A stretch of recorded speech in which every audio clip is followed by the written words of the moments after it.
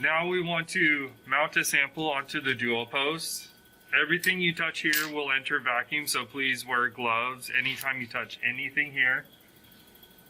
On the clamp DuoPost, there are slots for your tweezers here, and so always put the tweezers in that location.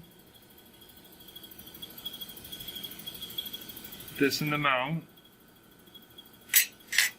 Now you can lower.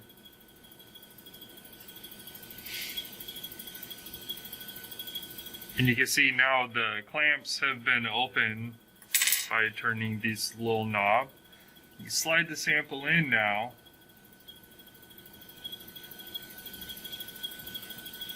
Normally you will do this under a microscope, but I just want to make it clear what it looks like without the microscope in the way right now. And then now with the little knob here, you give one click. And now you can slide out the cantilever. And now you see that the DuoPost here is holding our TM remote.